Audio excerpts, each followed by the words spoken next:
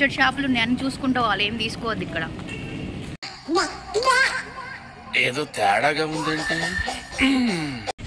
కింద ఎస్కలేటర్ ఉంది, అయినా నడుస్తున్నాం మేము. బాబా ఇంత కలర్ఫుల్గా ఉన్నాయి బాటిల్స్ చూడు.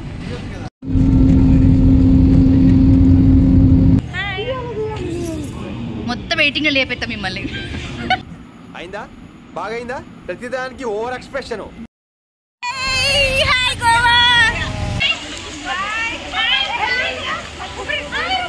All set to go in flight.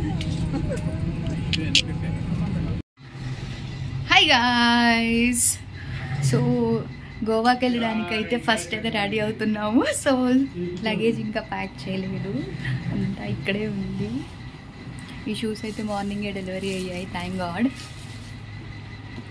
And luggage అయితే గెట్టింగ్ రెడీ, టైం కూడా అవుతుంది. నేను ఫ్రెష్ అప్ అయ్యాక మళ్ళీ లగేజ్ ప్యాక్ చేసుకొని అప్పుడు మళ్ళీ మాట్లాడుకుందాం. By for now.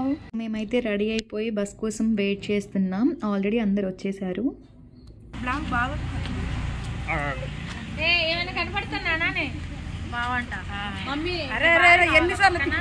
బస్ దగ్గర రా, వీడియోనే. గోవాకి వెళ్ళే కోతి బ్యాచ్ మీరు అందరూ. నవ్వు ఆపుకుంటున్నావు కదరా. ఇదే మేము వెళ్ళాల్సిన బస్. సో అందరం అయితే ప్యాకింగ్ అదంతా లోపల చేసేసి ఎవరి సీట్స్లో వాళ్ళైతే కూర్చున్నాము. అండ్ హియర్ బస్ స్టార్ట్ అయింది. బస్సులో అయితే ఫుల్ ఆన్ జర్నీ, సాంగ్స్ పెట్టుకొని ఎంజాయ్ చేస్తూనే వెళ్ళాము. కానీ మళ్ళీ తర్వాత నిద్ర ఉండదు అని చెప్పేసి కొంచెం దూరం వెళ్ళిన తర్వాత అయితే అందరూ పడుకున్నారు. బట్ సాంగ్స్ మాత్రం కంటిన్యూస్గా ప్లే అవుతూనే ఉంది up to we reach airport అనమాట. అండ్ ఇది ఎయిర్పోర్ట్ ఎంట్రన్స్.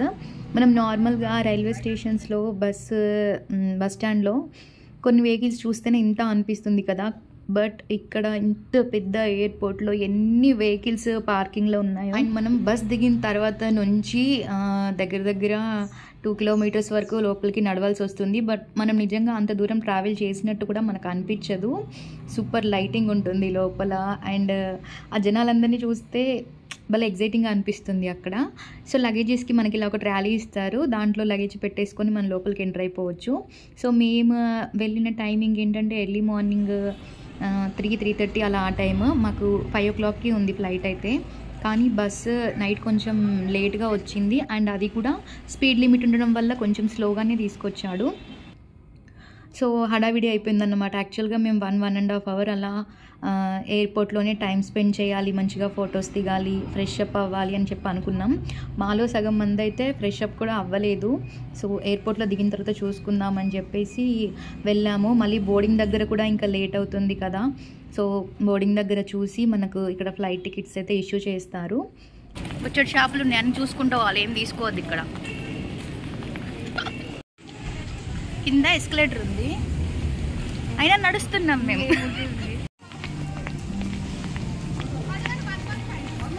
ఫైనల్ కాల్ వచ్చింది, ఊరుకరా అమ్మాయిలు. చిక్కు చిక్కు చిక్కు 117 అటు. సో ఆల్రెడీ చెప్పాను కదా మాకు కొంచెం లేట్ అయిపోయిందని చెప్పేసి. సో హరీబరీగా ఇంకా అందరూ రన్నింగ్ రేసే అయిందన్నమాట. అండ్ ఫైనల్ కాల్ కూడా వచ్చేసింది అప్పటికి. ఎస్కలేటర్ అంటే భయం ఉన్న వాళ్ళంటే చేయి పట్టుకోవాలంట.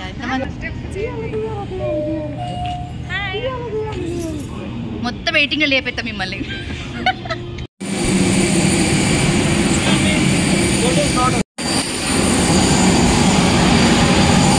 All set to go in flight.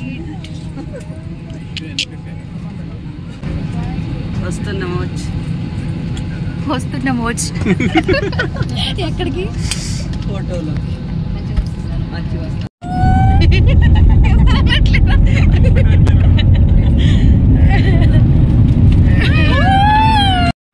And flight కరెక్ట్గా ఇట్లా వెళ్ళే టైంకి ఒక రకమైన ఫీలింగ్ అది.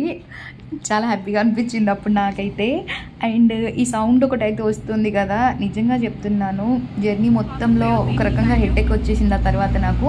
అండ్ మనకు ఫ్లైట్లో ఇలా బ్యూటిఫుల్ లేడీస్ ఇన్స్ట్రక్షన్స్ కూడా ఇస్తారు, వాళ్ళని చూస్తుండాలనిపిస్తుంది వాళ్ళు చేసేటప్పుడు కూడా. అండ్ మనకు ఫస్ట్ టైం ఎక్స్పీరియన్స్ కాబట్టి కొంచెం ప్రతిదీ థ్రిల్లింగ్గా అనిపిస్తుంది కదా. ఇంకా విండో సైడ్ సీట్లో కూర్చొని నా వీడియోలు నేనే తీసుకుంటూ ఉన్నాను. అండ్ మా సార్ కూడా వెనుక సీట్లో కూర్చున్నారు పాపం, తను కూడా ఫస్ట్ టైం కదా, తనకు కూడా విండో సీట్ ఉండాలని చెప్పేసి నేనే ప్లేస్ చేంజ్ అయ్యాను. ఎగ్జాక్ట్గా ఈ వింగ్ పక్కన మా ప్లేస్ కాబట్టి కరెక్ట్గా ఏది కింద కనిపించట్లేదు, బట్ సైడ్కి మాత్రం అట్లా మేఘాల మధ్యలో నుంచి వెళ్తుంటే వా, అసలు చెప్పలేను ఇంకా నేను మాటల్లో. అయితే బ్యూటిఫుల్ ఎక్స్పీరియన్స్, ఖచ్చితంగా అందరైతే ఎక్స్పీరియన్స్ చేయాలి అనుకుంటాను. నాకైతే డ్రీమే ఇదైతే. బాయ్ చెప్పు, ఫ్లైట్కి బాయ్ చెప్పు.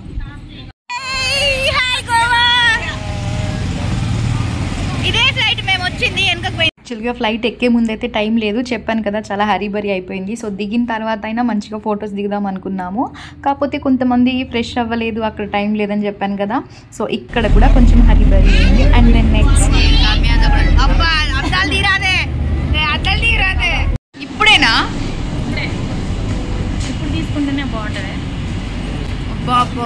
ఇంత కలర్ఫుల్గా ఉన్నాయి బాటిల్స్ చూడు. సో గోవా ఎయిర్పోర్ట్లో లగేజ్ కలెక్ట్ చేసుకున్న తర్వాత మళ్ళీ ఇక్కడ నుంచి ఏసీ బస్తో డైరెక్ట్ మనం బాగా బీచ్లోనే వెళ్తున్నాం అనమాట. సో ఫస్ట్ డే హోటల్కి అయితే వెళ్ళట్లేదు, అందుకని ఇక్కడ నుంచే డైరెక్ట్ బస్సులో ఒక చోట ఎక్కడైనా బ్రేక్ఫాస్ట్ చేసేసి వెళ్దామనేది.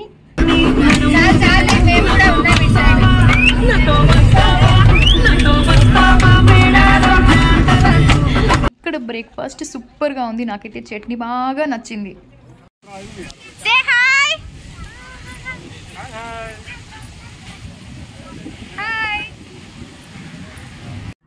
Guys, this is the entrance of బాగా బీచ్. ఏంటో తెలియదు, మేము వెళ్ళినప్పుడే కొంచెం వెదర్ అటు ఇటుగా ఉంది, సో జనాలు అయితే కొంచెం తక్కువగా ఉన్నారు. సో దట్ మాకు ఎంజాయ్ చేయడానికి కొంచెం ఎక్కువ స్పేస్ దొరికిందని అయితే చెప్పుకోవచ్చు. ఇక్కడే చాలామంది ఫొటోస్, రీల్స్ అన్నీ కూడా ఇటు సైడ్ కార్నర్కి చేసుకోవడానికి బాగుంటుందని మేమైతే ఇటు సైడే వచ్చేసాము.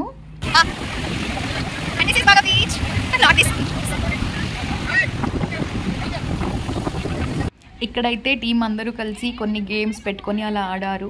సో నేను గేమ్స్ అయితే ఏం ఆడలేదు, ఇలా నాకు నచ్చినట్టుగా కాసేపు టైం స్పెండ్ చేశాను అండ్ రీల్స్ చేశాను. ఇక్కడ ఏమేమో అనుకొని వెళ్ళాను కానీ అక్కడికి వెళ్ళాక అసలు టైం సరిపోవట్లేదు. అండ్ నెక్స్ట్ మేమైతే హోటల్ రూమ్లో చెక్ ఇన్ అయ్యాము, ఇదే హోటల్. సో మాకు రూమ్స్ అలాట్ చేసే గ్యాప్లో మేమైతే స్విమ్మింగ్ పూల్లో చాలా ఎంజాయ్ చేసాం. వాటర్ అయితే టూ కోల్డ్, నాకు అసలు దిగడానికి భయం వేసింది. ఫస్ట్ ఆఫ్ ఆల్ నాకు వాటర్ అంటే భయం, బట్ స్విమ్మింగ్ పూల్ కొంచెం సపోర్ట్ ఉంటుంది కదా అని చెప్పేసి అయితే నేను ట్రై చేశాను. అండ్ ఇక్కడ ఫ్రెష్ అప్ అయిపోయిన తర్వాత నెక్స్ట్ ఇంకో ప్లేస్కి వెళ్ళాలి. సెకండ్ వీడియో కోసం అయితే రెడీగా ఉండండి. ఎవరైతే వీడియో చూసారో, ఎవరికైతే నచ్చిందో ప్లీజ్ సబ్స్క్రైబ్ చేసుకొని లైక్ చేసి వాల్యుయబుల్ ఫీడ్బ్యాక్ని కామెంట్స్లో చెప్పండి. Thank you for watching. By for now.